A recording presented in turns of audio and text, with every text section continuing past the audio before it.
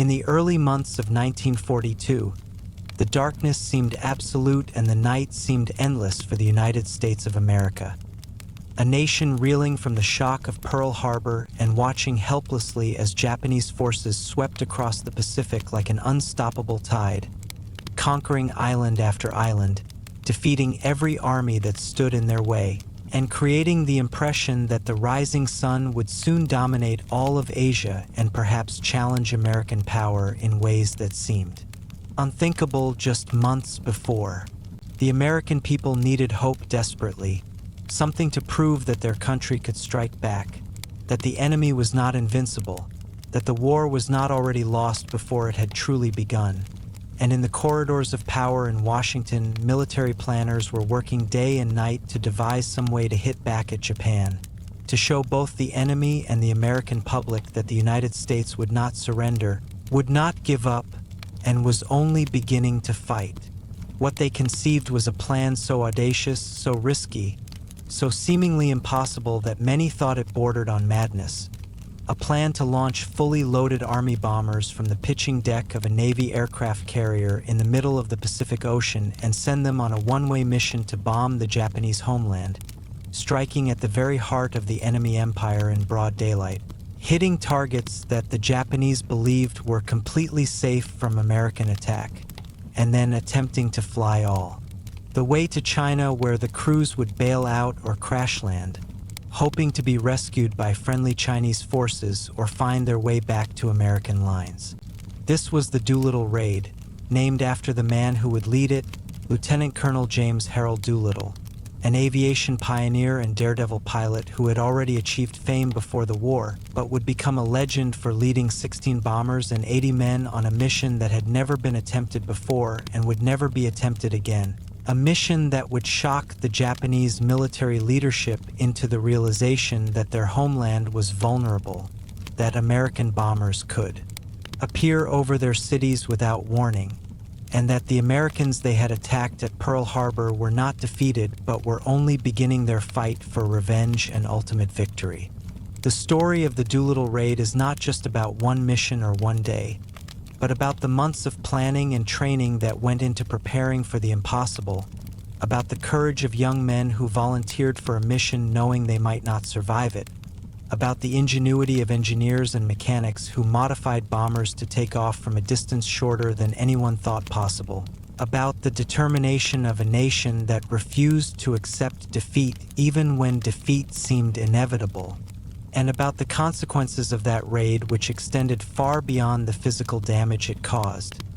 changing the course of the war in ways that neither side fully anticipated at the time, but which historians now recognize as one of the critical turning points in the entire Pacific conflict. So settle back and prepare yourself for the complete story of how 80 American airmen shocked an empire, changed the calculations of Japanese military strategy, lifted the morale of an entire nation, and demonstrated to the world that distance and ocean barriers were no protection against American determination to strike back at those who had attacked Pearl Harbor on that day of infamy just 4 months earlier. Chapter 1: The Darkness After Pearl Harbor. The attack on Pearl Harbor on December 7, 1941, was not just a military disaster for the United States, but a psychological shock that left the American people stunned and fearful about what might come next. Because in a few hours on a Sunday morning, the Japanese had demonstrated their ability to strike across thousands of miles of ocean and deliver a devastating blow to American military power in the Pacific. 8 battleships had been sunk or damaged, more than 300 aircraft destroyed on the ground, and over 2,400 Americans killed in an attack that achieved nearly complete surprise despite warnings and signs that something was coming. And in the days and weeks that followed, the news only got worse as Japanese forces attacked American, British, and Dutch possessions across Asia and the Pacific with a speed and coordination that suggested careful planning and superior military capability. The Philippines, where American and Filipino forces were commanded by General Douglas MacArthur, came under immediate attack with Japanese aircraft destroying American air power on the ground just as they had at Pearl Harbor. and Japanese invasion forces began landing on the islands, pushing back the defenders and forcing a long retreat down the Bataan Peninsula toward what everyone knew would be eventual defeat and surrender. Wake Island, a tiny American outpost defended by a small Marine garrison, held out for 2 weeks against Japanese attacks and even managed to sink some Japanese ships before being overwhelmed by superior numbers, and the Marines who surrendered faced years of brutal captivity in Japanese prison camps. Guam, another American territory, fell almost immediately, and the Japanese continued their advance into Southeast Asia, attacking British Malaya and beginning the campaign that would lead to the fall of Singapore, considered one of the most humiliating defeats in British military history. In the Dutch East Indies, now Indonesia, Japanese forces attacked the oil fields and colonial administration that had been supplying resources to the Western powers, and the small Dutch military forces and their British and American allies were unable to stop the Japanese advance. The speed of Japanese conquest was stunning and demoralizing, and many Americans began to wonder if the Japanese military was simply better trained and equipped than their own forces, if the United States had made a terrible mistake in antagonizing Japan through oil embargoes and diplomatic pressure, and if the war might be lost before America could fully mobilize its industrial and military potential. The American military leadership knew they needed to strike back somehow, to show that the United States was not defeated and could hit the Japanese homeland itself. But the problem was that there were no American bases anywhere close enough to Japan to launch bomber attacks, and the American Pacific Fleet, which might have provided the striking power, was crippled by the Pearl Harbor attack with most of its battleships on the bottom of the harbor or under repair. The aircraft carriers, which had been at sea during the Pearl Harbor attack and thus survived, were the only major naval assets available for offensive operations, but no one had ever tried to launch fully loaded land-based bombers from an aircraft carrier, and the normal carrier-based aircraft like dive bombers and torpedo planes did not have the range to reach Japan from any position the carriers could safely operate without being detected and sunk by Japanese forces. Into this seemingly impossible situation came an idea that was either brilliant or insane depending on who you asked, an idea that originated with a Navy captain named Francis Lowe, who wondered if it might be possible to load Army bombers onto a carrier and launch them for a strike against Japan. And when he presented this idea to Admiral Ernest King, the Chief of Naval Operations, King immediately saw the potential and ordered his staff to study the feasibility of such an operation. The initial studies suggested it might barely be possible if everything went perfectly, if the bombers could be modified to take off in an impossibly short distance, if the carrier could get close enough to Japan without being detected, if the weather cooperated, and if the crews could figure out where to go after dropping their bombs, since they would not have enough fuel to return to the carrier and would have to fly on to China and hope for the best. The risks were enormous and the chances of success were uncertain, but the potential benefits were equally significant, because a raid on the Japanese homeland would prove that Japan was vulnerable, would force the Japanese to divert military resources to home defense, would boost American morale at a time when good news was desperately needed, and would signal to the world that America was not giving up but was preparing to take the fight directly to the enemy. Chapter 2: The Man They Called Jimmy Doolittle. When the Navy began looking for someone to lead this unprecedented mission, they needed more than just a competent pilot or a brave officer. They needed someone who understood both the technical challenges of aviation and the personal qualities of leadership that would be required to train crews for a mission that many would consider suicidal. And they found that man in Lieutenant Colonel James Harold Doolittle, a name that was already famous in American aviation circles long before the war began. Jimmy Doolittle, as everyone called him, was born in 1896 in Alameda, California, and grew up in Alaska during the Gold Rush era before his family moved back to California, where young Jimmy developed a reputation as a boxer and a bit of a troublemaker before discovering his true passion in aviation during the First World War. Doolittle enlisted in the Army Signal Corps in 1917 and trained as a pilot, Though the war ended before he could be sent overseas to fight, and after the war, he remained in the military and became one of the Army's premier test pilots and aviation innovators, pushing the boundaries of what aircraft could do and what pilots could survive. In 1922, Doolittle made the first cross-country flight across the United States in less than 24 hours, taking off from Florida and landing in California in just under 22 hours of flying time, a feat that demonstrated both his skill as a pilot and his understanding of navigation and flight planning. In 1925, he won the Schneider Trophy race, flying a seaplane at speeds that seemed incredible for the time, and in 1929, he made perhaps his greatest contribution to aviation safety by performing the first completely blind flight, taking off, flying, and landing entirely on instruments without ever looking outside the cockpit, proving that it was possible to fly safely even when visibility was zero. Doolittle earned a doctorate in aeronautical engineering from MIT, making him one of the few military officers with both advanced academic credentials and extensive practical flying experience. And he worked closely with aircraft manufacturers and engine developers to improve aircraft performance and reliability.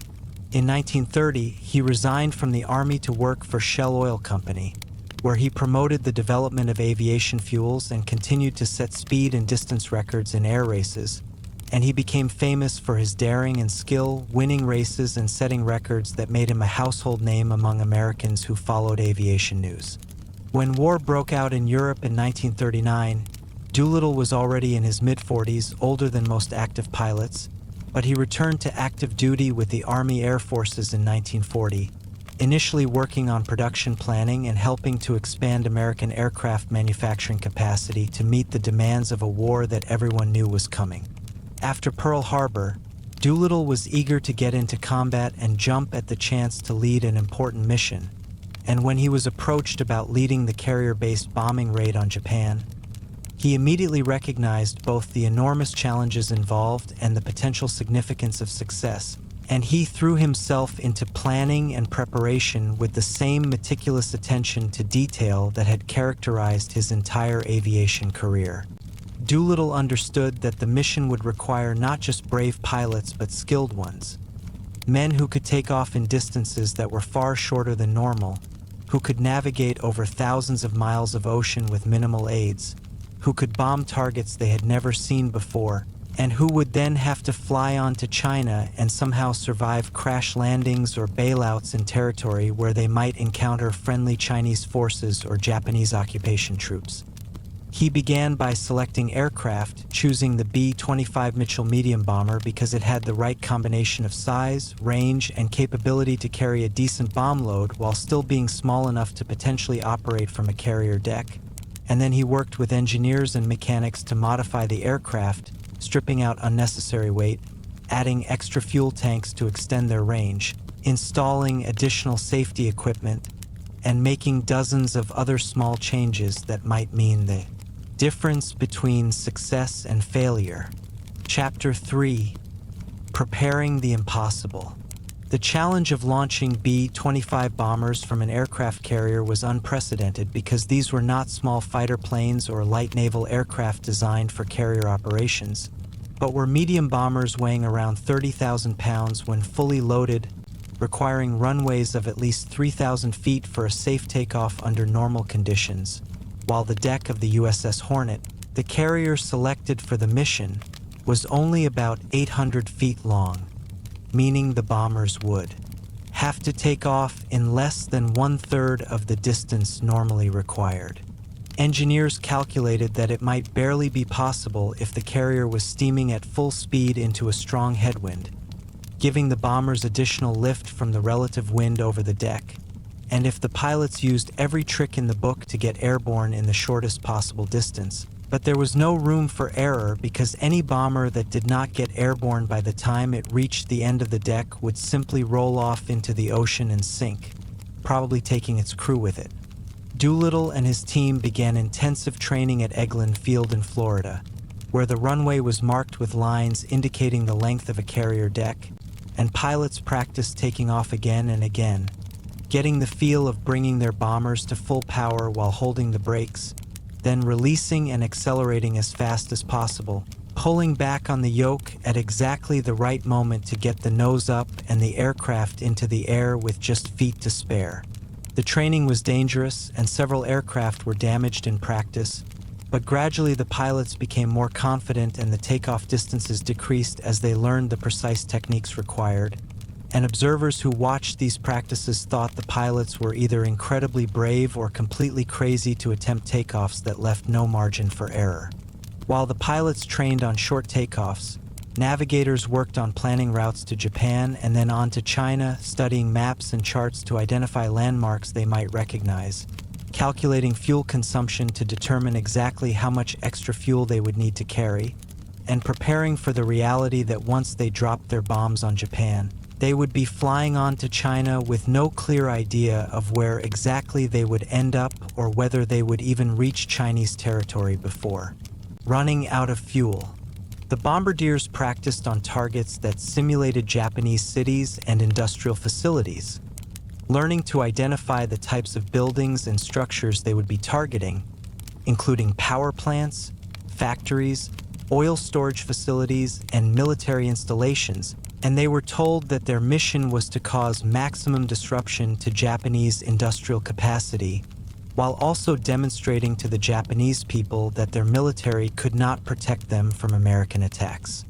Gunners practiced with the defensive weapons on the bombers, though everyone understood that if they encountered Japanese fighter planes over Japan, their slow-moving bombers would be at a terrible disadvantage and their survival would depend more on luck and the element of surprise than on their ability to fight off attackers.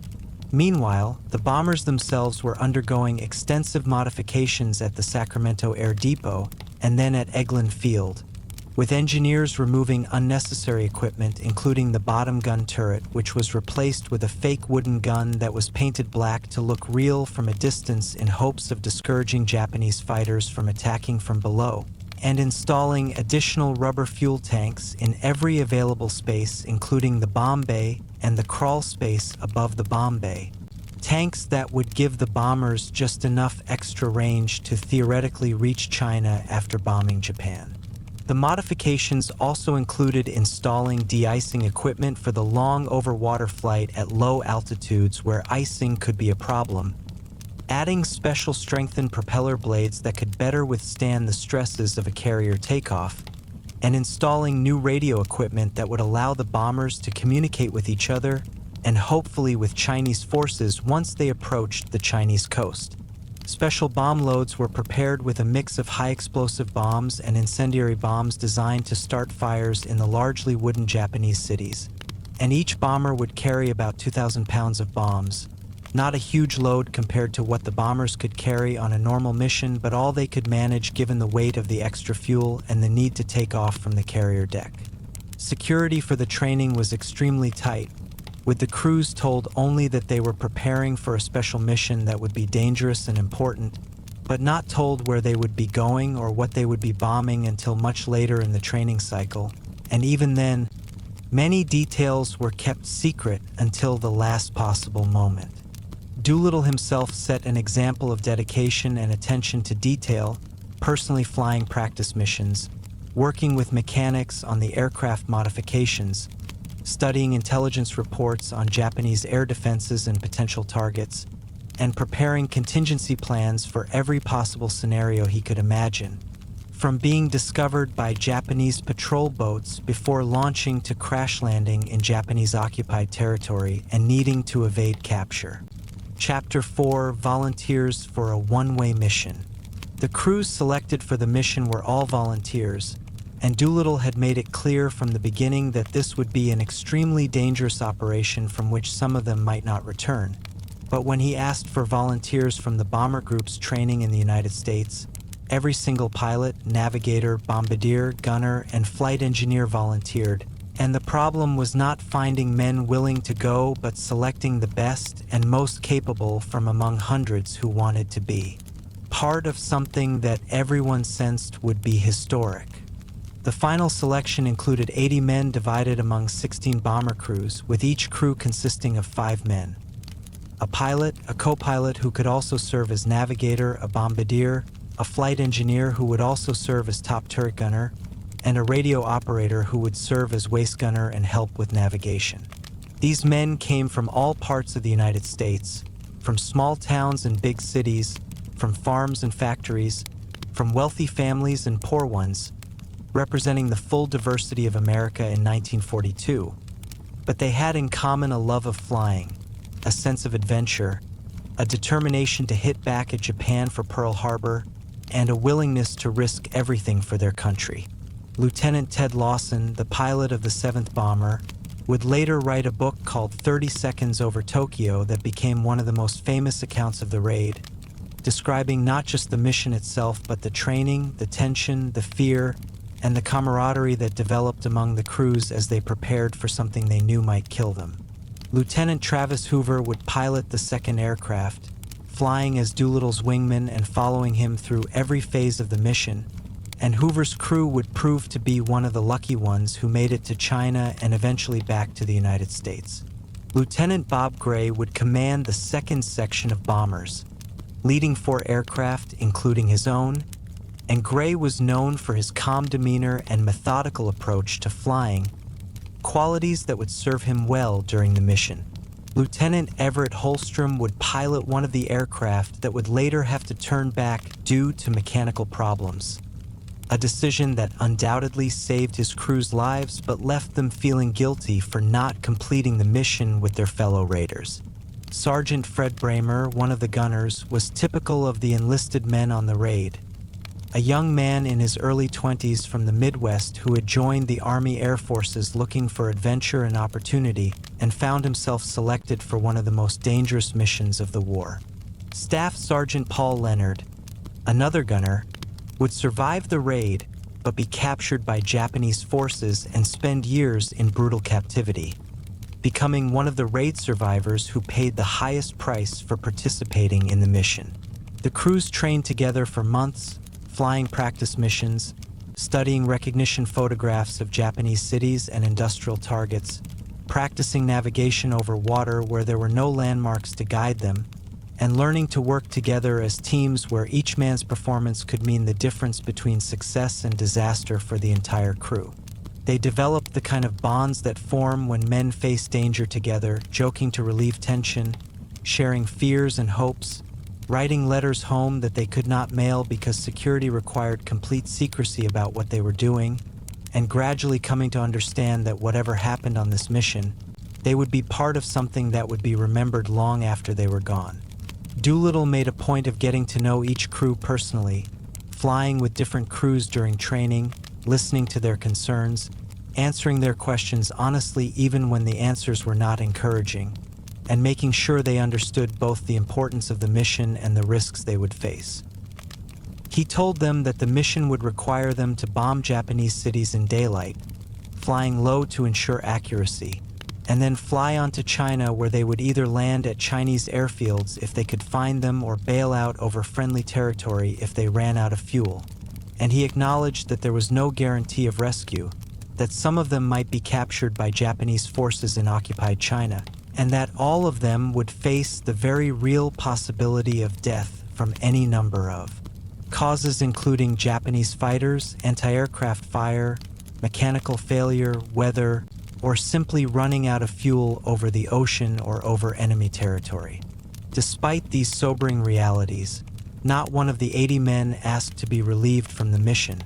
and as the training continued through February and March of 1942, the crews became increasingly confident in their ability to take off from the carrier, navigate to Japan, bomb their targets,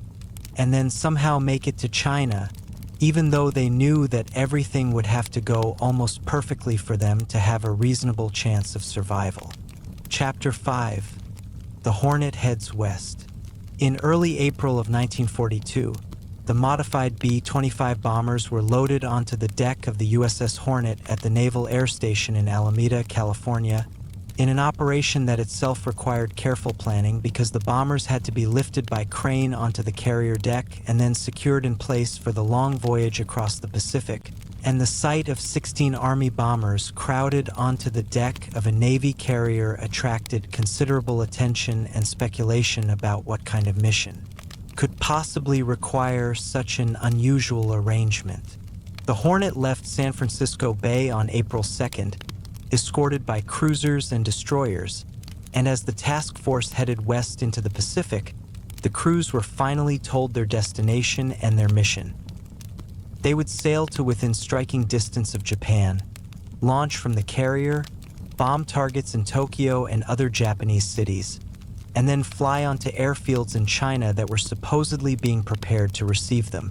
The news was received with a mixture of excitement, nervousness, and determination, and the crews spent the voyage studying maps and photographs of their targets, practicing aircraft recognition so they could identify Japanese fighters if they were intercepted, checking and rechecking their equipment and supplies, and trying not to think too much about all the things that could go wrong. Doolittle continued to plan and refine every detail of the mission, working with the Navy officers on board to coordinate the launch procedures, studying weather reports to determine the best date for the attack, and making contingency plans for various scenarios, including what to do if they were discovered by Japanese patrol ships or aircraft before they could launch. The Hornet rendezvoused in mid-Pacific with another task force led by the carrier USS Enterprise, which would provide air cover and additional protection during the approach to Japan, and the combined force, designated Task Force 16 and commanded by Vice Admiral William Halsey, turned northwest toward Japan, steaming through rough seas and hoping to avoid detection by Japanese patrol aircraft and submarines that regularly operated in the waters around Japan.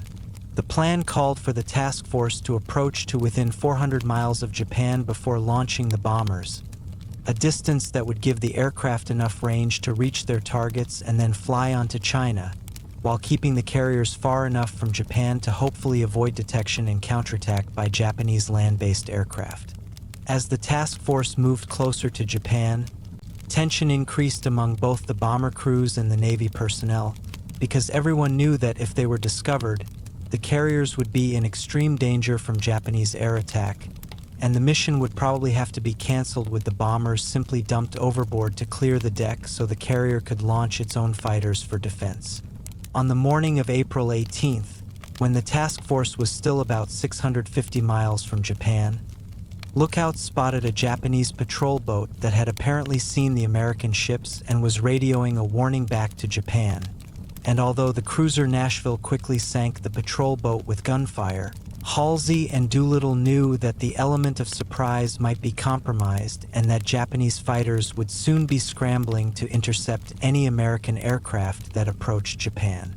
The decision was made to launch immediately, even though the extra distance meant the bombers would have even less chance of reaching China and might run out of fuel over the ocean or over Japanese-occupied territory, because waiting longer would only bring the task force closer to Japan and increase the risk of a devastating Japanese counterattack against the carriers.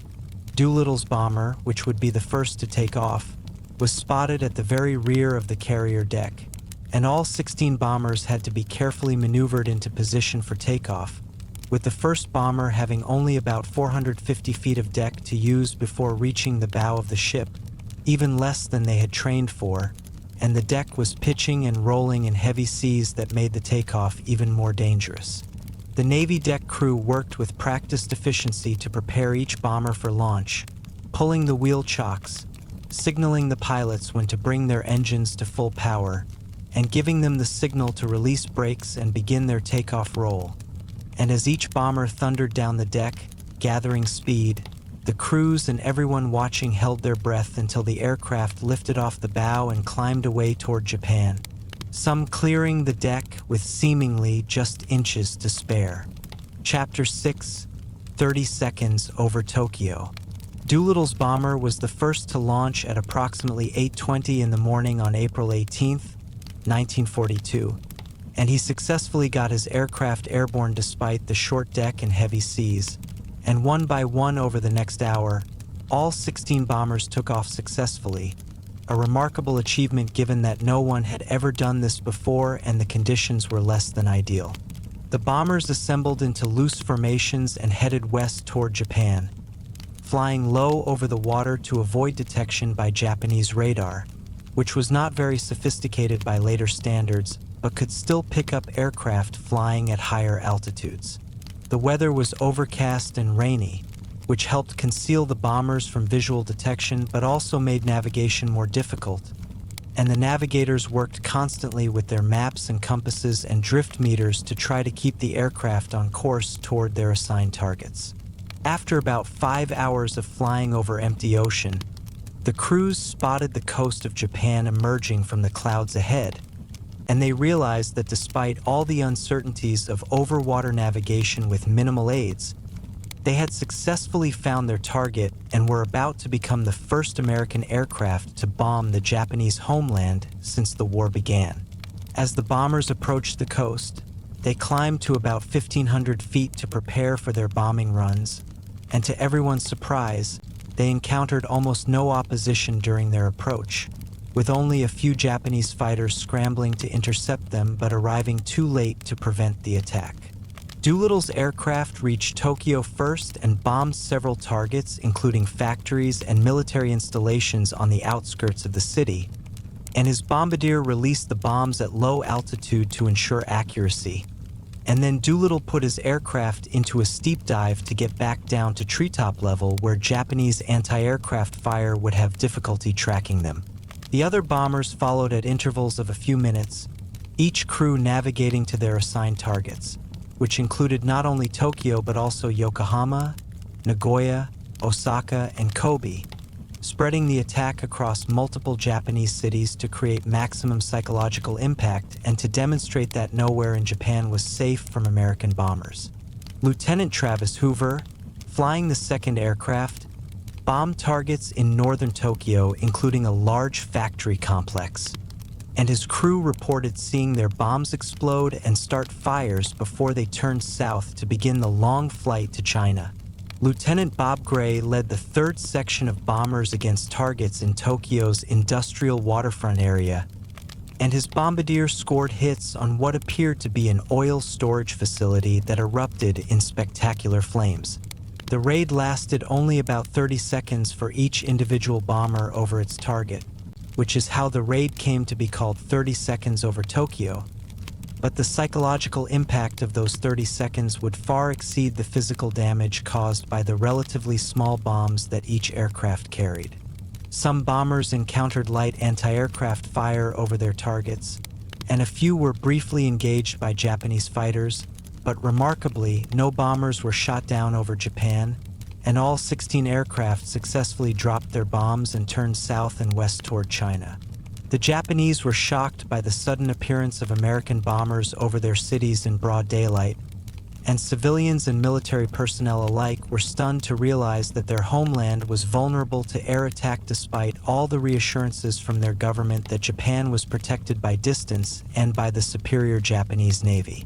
Air raid sirens began wailing across Tokyo and the other targeted cities after the bombers had already left,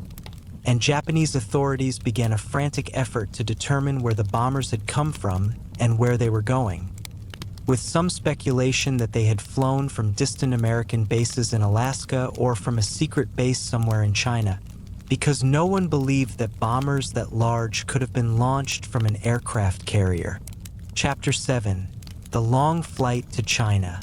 After dropping their bombs, the 16 bombers turned southwest and headed across the East China Sea toward the Chinese coast, flying individually rather than in formation because each crew had slightly different fuel states and navigation positions, and because flying separately made them less conspicuous and harder for Japanese fighters to intercept. The flight to China would take several more hours, and all the crews knew that they were in a desperate race against their fuel gauges because the early launch from the carrier, forced by the encounter with the Japanese patrol boat, meant they had 250 fewer miles of fuel than planned, and some aircraft might not make it to China at all. As the afternoon wore on and the bombers continued south and west over the ocean, navigators anxiously calculated and recalculated their positions and fuel consumption, and pilots leaned the fuel mixture as much as possible to stretch every gallon, and crews began to face the reality that they might have to bail out over water or over Japanese-occupied territory rather than reaching the friendly airfields in China that they had been promised. The weather deteriorated as the bombers approached the Chinese coast, with heavy clouds and rain reducing visibility to almost zero and making navigation by landmarks impossible. And the promised radio beacons that were supposed to guide them to the Chinese airfields were either not operating or not transmitting on the frequencies the Americans expected. Doolittle's aircraft was the first to reach the Chinese coast as darkness was falling, and he quickly realized that in the terrible weather and with no navigational aids, he would never find the airfield he was supposed to land at, and his fuel gauges showed he had only a few minutes of flying time remaining, so he ordered his crew to prepare to bail out. One by one, in the dark and the rain, Doolittle and his 4 crewmen jumped from their aircraft over what they hoped was friendly territory, and all 5 men landed safely, though Doolittle would later say it was the first time he had ever bailed out of an aircraft and he was terrified during the entire experience. The other bombers faced similar situations, with some crews managing to reach the Chinese coast before running out of fuel while others ran dry over the water and had to ditch or bail out over the ocean, and still others crashed into mountains in the dark and poor weather while trying to find a place to land.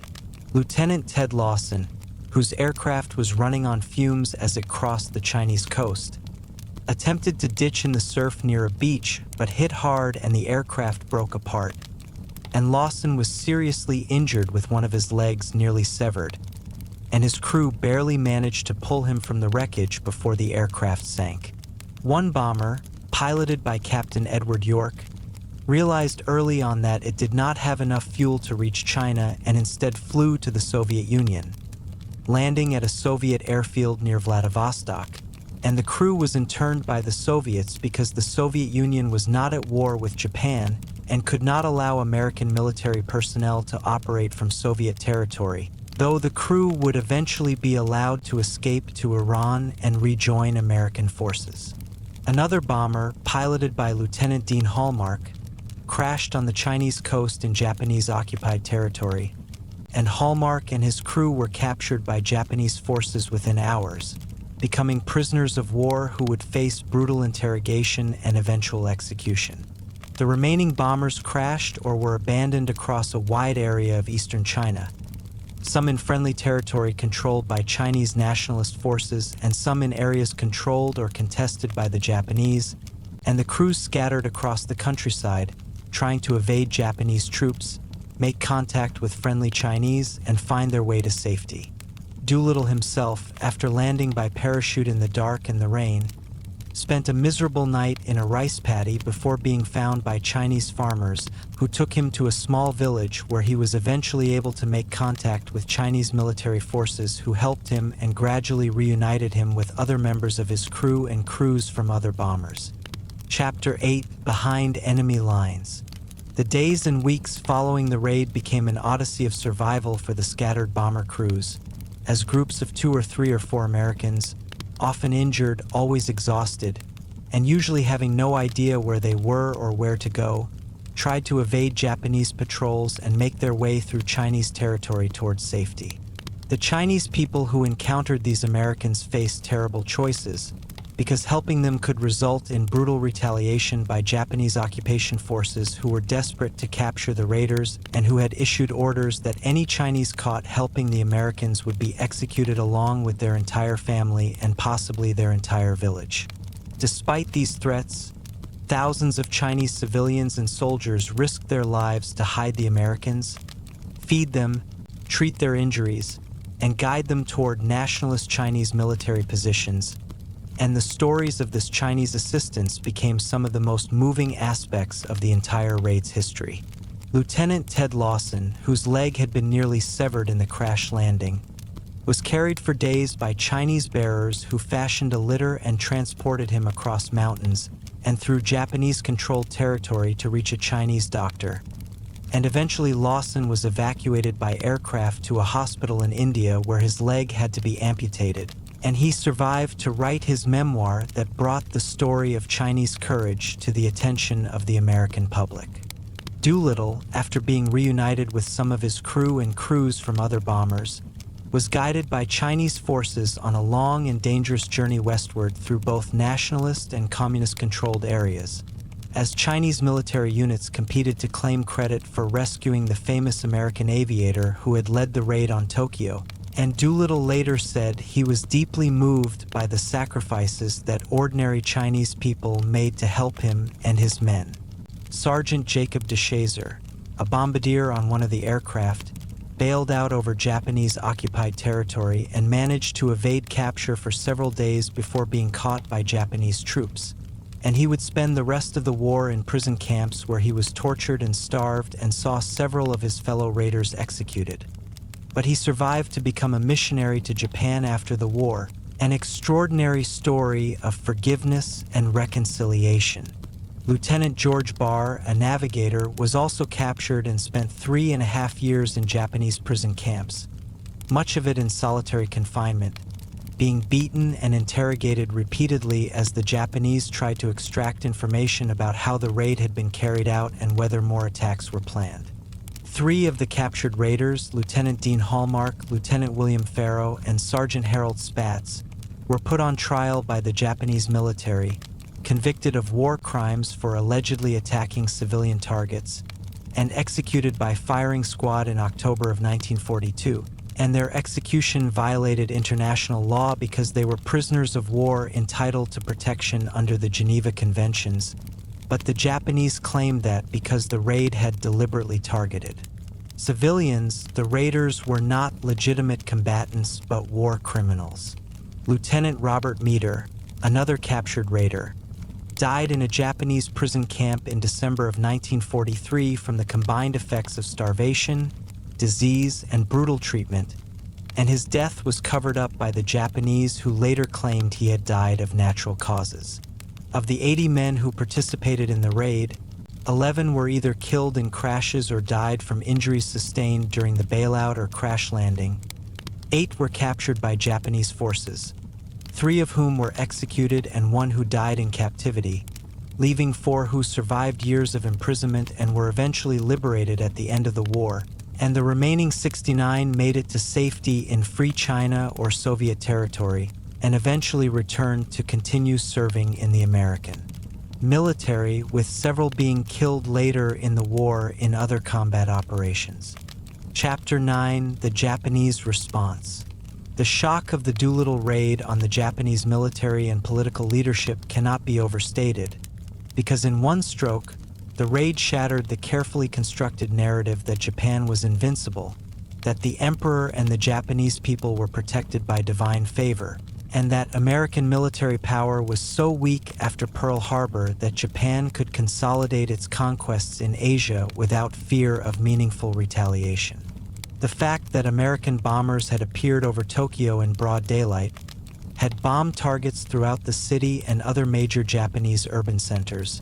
and had then escaped without being shot down over Japan itself was a profound humiliation for the Japanese military, which had assured the emperor and the Japanese people that such an attack was impossible. Japanese military leaders immediately began a frantic investigation to determine how the raid had been carried out, and when they concluded that the bombers must have been launched from an aircraft carrier, this realization led to a fundamental shift in Japanese naval strategy. Admiral Isoroku Yamamoto, the commander of the combined fleet and the architect of the Pearl Harbor attack, had argued for months that Japan needed to decisively defeat the American Pacific Fleet in a major naval battle before American industrial production could rebuild American naval strength to overwhelming levels, and the Doolittle Raid gave him the argument he needed to convince the Japanese military leadership to approve his plan for a decisive battle. Yamamoto proposed to attack and capture Midway Island, a small American outpost about 1,300 miles northwest of Hawaii, calculating that the Americans would have to commit their remaining aircraft carriers to defend Midway, and when they did, Japanese carriers and battleships would be waiting to destroy the American fleet and eliminate the threat of further carrier raids against Japan. The Battle of Midway, which took place in early June of 1942, less than 2 months after the Doolittle Raid, would prove to be one of the decisive battles of World War II, with American forces sinking 4 Japanese carriers and killing hundreds of the Imperial Navy's most experienced pilots. losses from which Japan would never fully recover, and many historians have argued that the Doolittle Raid contributed to the Japanese decision to attack Midway prematurely, before they were fully prepared, because Yamamoto and other Japanese leaders were desperate to prevent any more carrier raids on the Japanese homeland. Beyond its impact on Japanese military strategy, the Doolittle Raid also led to a horrifying campaign of retaliation against Chinese civilians, as Japanese forces sought to punish the Chinese people for helping the American raiders and to destroy the airfields in eastern China that the Japanese believed had been prepared to receive the bombers. In what became known as the Zhujiang-Jiangxi campaign, Japanese forces swept through the Chinese provinces where many of the raiders had landed, destroying dozens of villages, executing tens of thousands of Chinese civilians,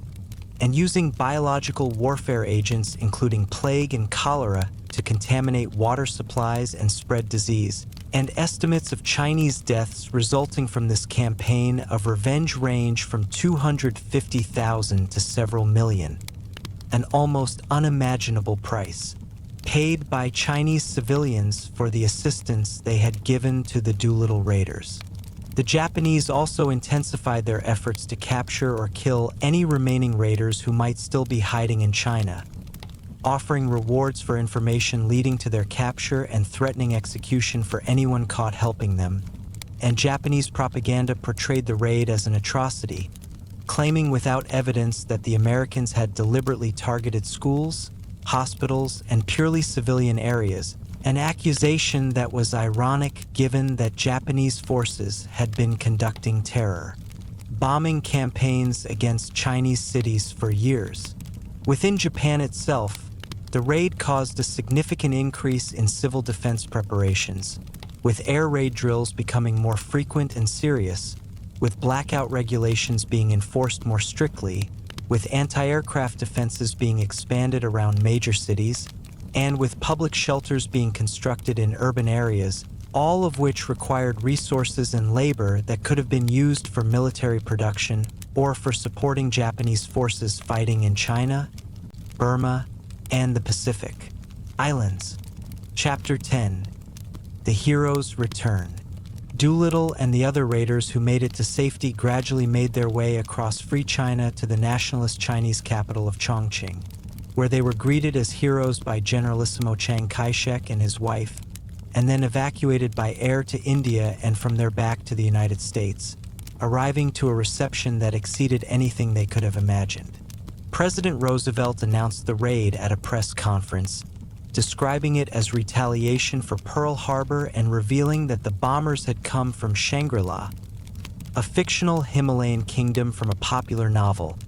a joke that delighted the American public while maintaining the secrecy of the carrier-based launch that the Japanese had not yet confirmed. The press seized on the story, and soon newspapers across America were filled with accounts of the raid,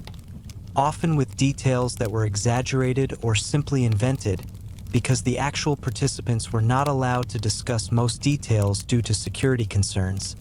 And the American public, desperate for good news after months of defeats and retreats in the Pacific, embraced the raiders as symbols of American determination and fighting spirit. Doolittle, who had expected to be court-martialed for losing all 16 of his bombers, was instead promoted 2 ranks from lieutenant colonel to brigadier general, skipping the rank of colonel entirely, and was awarded the Medal of Honor by President Roosevelt in a White House ceremony. And he became one of the most famous military officers in America, his name known to millions who had never heard of him before the raid. The other raiders who returned also received medals and promotions, and they were sent on war bond tours to speak at rallies and encourage Americans to buy bonds to support the war effort. And everywhere they went, they were mobbed by crowds eager to shake the hand of a Doolittle raider or to hear first-hand accounts of the attack on Tokyo. The fame was somewhat uncomfortable for men who had been trained to think of themselves as simply doing their duty, and many of the raiders later said that they felt guilty for receiving so much attention when there were thousands of other servicemen performing equally brave or more dangerous missions without recognition, and some felt particularly guilty that their Chinese rescuers, who had risked and in many cases given their lives to help the Americans, received little recognition and suffered terrible retaliation from Japanese forces. Doolittle himself, after completing his war bond tour obligations, asked to be returned to active combat duty, and he went on to command bomber forces in North Africa and Europe, eventually commanding the 8th Air Force during the strategic bombing campaign against Germany, and he continued to lead by example, flying combat missions well into his late 40s when most men his age were in headquarters positions far from danger. The raid itself was extensively studied by military planners and historians who analyzed what went right and what went wrong, what could be learned from the experience, and whether similar raids would be practical or advisable, and the general consensus was that the raid had been a worthwhile gamble that paid off psychologically and strategically, even though the physical damage caused was minimal and the cost in aircraft and some personnel was significant. The fact that all 80 men had volunteered knowing the dangers, and that not one of them had complained or asked to be relieved even when they learned the full extent of the risks, became a source of pride for the Army Air Forces and for the country, and the phrase Doolittle's Raiders entered the American vocabulary as a synonym for courage and determination. Chapter 11: The Strategic Impact. While the immediate physical damage caused by the Doolittle Raid was relatively minor, with fewer than 100 Japanese casualties and limited destruction of military or industrial targets, the strategic and psychological impacts of the raid were enormous and extended far beyond anything that 16 bombers carrying 2,000 pounds of bombs each could have achieved through explosive power alone. On the American side, the raid provided the morale boost that the nation desperately needed at a time when virtually every news story from the Pacific was about Japanese victories and American defeats. And the fact that American bombers had struck at the heart of the Japanese Empire just 4 months after Pearl Harbor demonstrated that the United States was not defeated, was not giving up, and possessed both the courage and the capability to take the fight to the enemy. The raid also validated the concept of carrier-based air power and demonstrated that aircraft carriers, rather than battleships, would be the decisive weapons in the Pacific War, a lesson that the Navy would apply in designing its strategy for the rest of the conflict. The success of the carrier approach to the Japanese coast without being detected also revealed weaknesses in Japanese reconnaissance and early warning systems that American commanders would exploit in later operations. And the raid provided valuable intelligence about Japanese air defenses, response times, and anti-aircraft capabilities that helped planners design more effective bombing strategies for later in the war. On the Japanese side, as already discussed, the raid led directly to the decision to attack Midway, which resulted in the catastrophic Japanese defeat that shifted the balance of naval power in the Pacific permanently in favor of the United States, and this alone might justify calling the Doolittle Raid one of the most important operations of the entire war despite its small scale. The raid also forced Japan to divert significant military resources to home defense that could otherwise have been used in offensive operations, with fighter squadrons that had been scheduled for deployment to the South Pacific or Burma instead being retained in Japan to defend against possible future raids, with anti-aircraft guns and crews being stationed around major cities instead of being sent to defend Japanese bases and installations in occupied territories, and with radar and early warning systems being developed and deployed much earlier than they otherwise would have been. The psychological impact on the Japanese military leadership was profound, as the raid demonstrated that their strategy of creating a defensive perimeter far from the Japanese homeland and preventing American forces from approaching close enough to threaten Japan itself had failed, and that the Americans possessed the will and the capability to strike directly at Japan regardless of the distances involved or the defenses in place.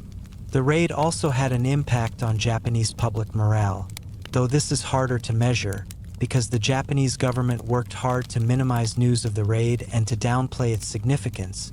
But the fact that American bombers had appeared over Tokyo and other cities could not be completely hidden from the population, and rumors and speculation spread quickly, creating doubts about the reassurances that the government and military had been providing. In China, the raid had complex effects, as the heroic assistance that Chinese civilians and soldiers provided to the raiders created powerful bonds between Americans and Chinese that would influence American policy toward China for years.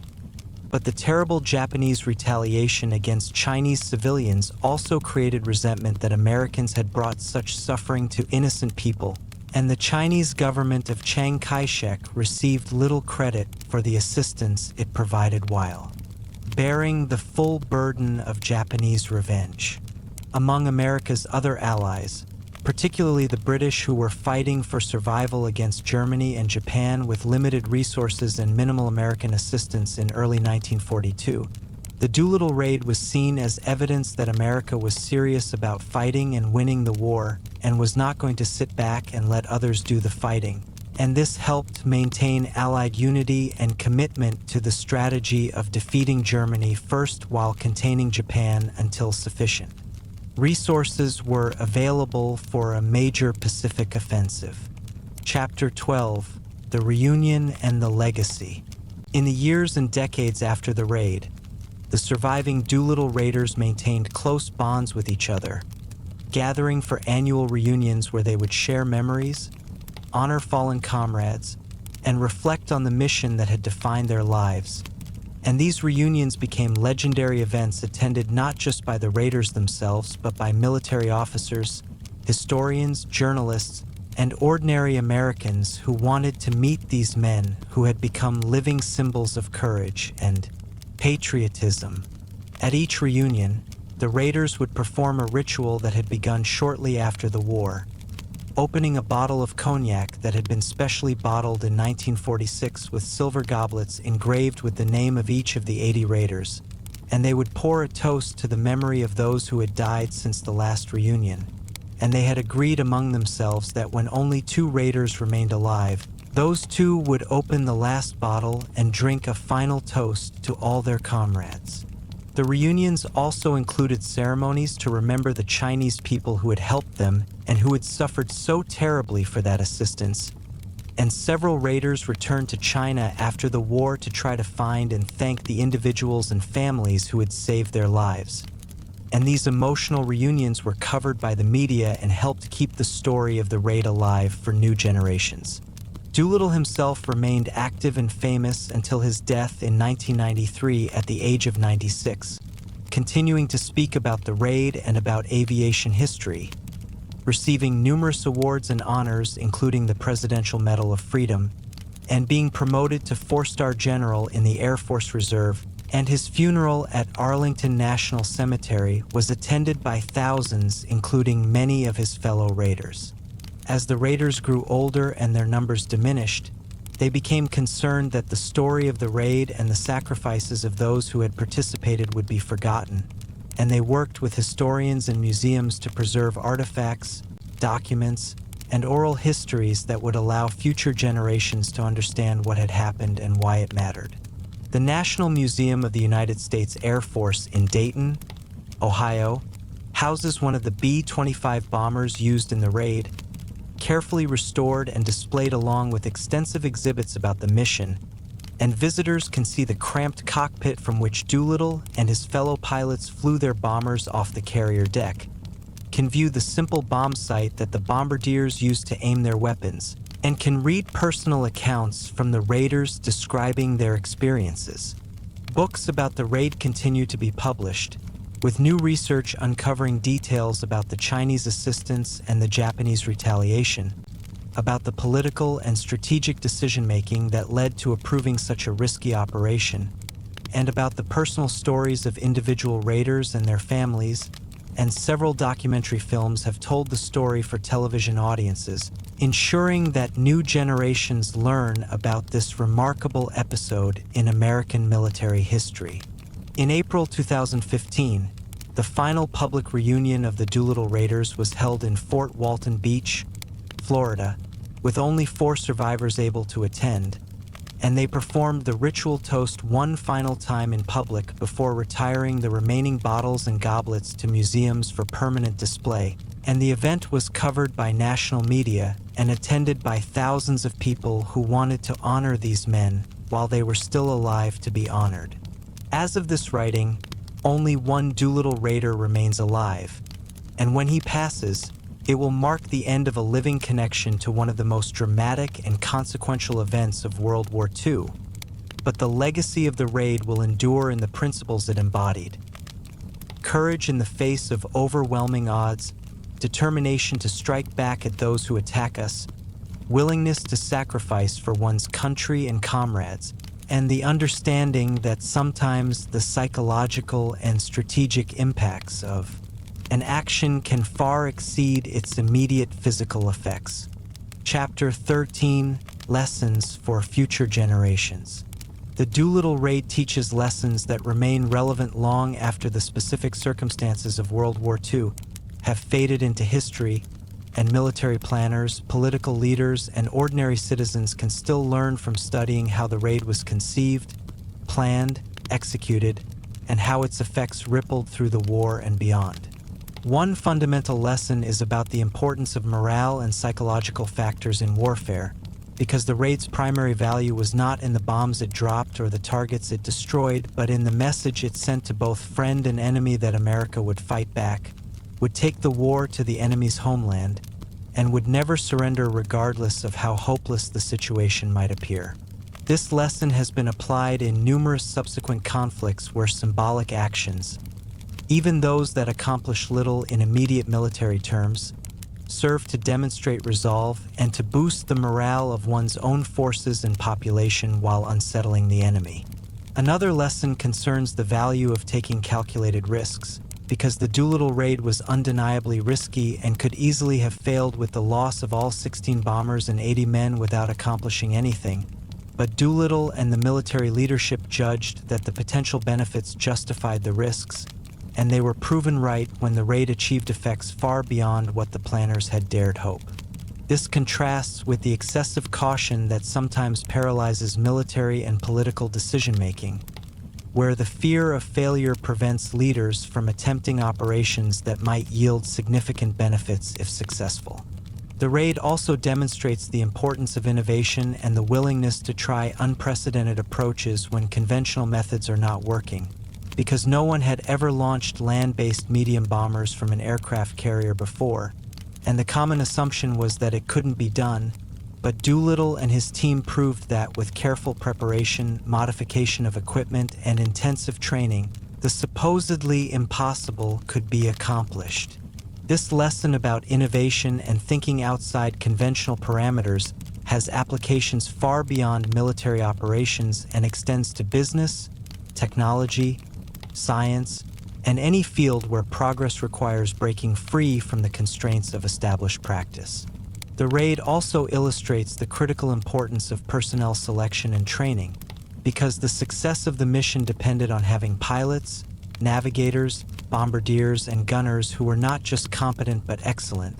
who could handle the extraordinary demands of carrier takeoff, long overwater navigation, precision bombing, and then survival in enemy territory or in the open ocean. And Doolittle's insistence on intensive training and his personal involvement in that training were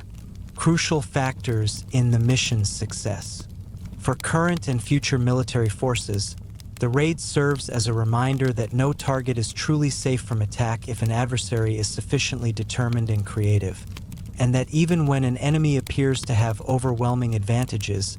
there may be vulnerabilities that can be exploited by forces that are willing to accept risk and think unconventionally. The raid also carries moral lessons about sacrifice and service, as the 80 men who participated in the mission were not drafted or ordered but volunteered knowing they might not survive. And they did so not for personal gain or glory, but because they believed in their country and wanted to contribute to something larger than themselves. And this spirit of selfless service is something that every generation needs if free societies are to survive and prosper. Finally, the raid reminds us to remember and honor those who help us, as the Chinese people did for the Doolittle Raiders at such terrible cost, and to recognize that our victories and successes often depend on the courage and sacrifice of others who may never receive the recognition they deserve. The conclusion. The story of the Doolittle Raid encompasses everything that makes military history both fascinating and important. Incredible acts of personal courage, innovative thinking that challenged conventional wisdom, strategic calculations that shaped the course of a war, and human consequences that extended far beyond the immediate participants to affect millions of people in ways that no one fully anticipated. When 16 B-25 bombers took off from the USS Hornet on that April morning in 1942 and headed toward Japan on their one-way mission, they carried with them not just bombs and fuel, but the hopes of an entire nation that desperately needed to believe that Pearl Harbor would be avenged, that American military power would ultimately prevail, and that the dark days of early 1942 would give way to eventual victory. The 80 men who flew those bombers were not superhuman or uniquely gifted, but were ordinary Americans who found themselves in extraordinary circumstances and rose to meet the challenge with determination and skill. And while some of them paid the ultimate price and others suffered terribly as prisoners of war,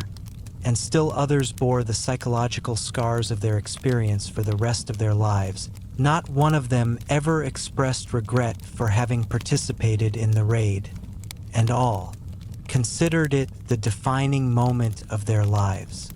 Jimmy Doolittle, who led the raid with his characteristic blend of technical expertise, personal courage, and inspirational leadership, went on to even greater achievements in the war and in his post-war life, but he always considered the Tokyo raid to be his most important contribution, not because of what it destroyed in Japan, but because of what it restored in America, the belief that the war could be won and that American resolve and ingenuity would ultimately triumph over any enemy, regardless of how powerful or determined. The Japanese leadership learned from the raid that their homeland was vulnerable and that they needed to take decisive action to eliminate the threat of American carrier raids. And this led them to the disaster at Midway, where they lost 4 carriers and the cream of their naval air forces, a defeat from which they never recovered and which marked the beginning of the long Japanese retreat that would end 3 years later in surrender. The Chinese people who helped the raiders demonstrated extraordinary courage and humanity, sheltering and protecting foreign soldiers at the risk of their own lives and the lives of their families. And while many paid a terrible price for their compassion when Japanese forces retaliated with mass murder and biological warfare, their actions created bonds between China and America that influenced wartime strategy and post-war relationships. The raid itself, lasting only a few hours from takeoff to landing or crash, had effects that reverberated for years and can still be felt today in the way that military planners think about carrier operations, long-range bombing, and the psychological dimensions of warfare. The annual reunions of the Doolittle Raiders, which continued for more than 70 years after the raid, became powerful symbols of camaraderie, memory, and the enduring bonds created when people faced danger together. And the ritual of the goblets and the cognac bottles captured the imagination of Americans who understood that these men had been part of something special that deserved to be remembered and honored. As the last of the raiders pass into history and we lose the living connection to that April day in 1942,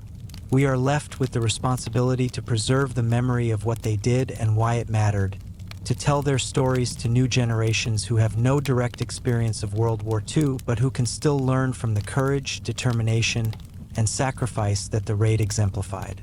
The Doolittle Raid shocked the Japanese into the realization that Americans were only beginning to fight, and that shock helped change the course of history,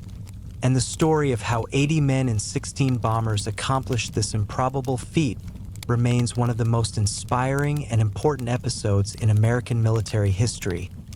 A reminder that even in the darkest times, bold action and determined people can make a difference that echoes across the decades.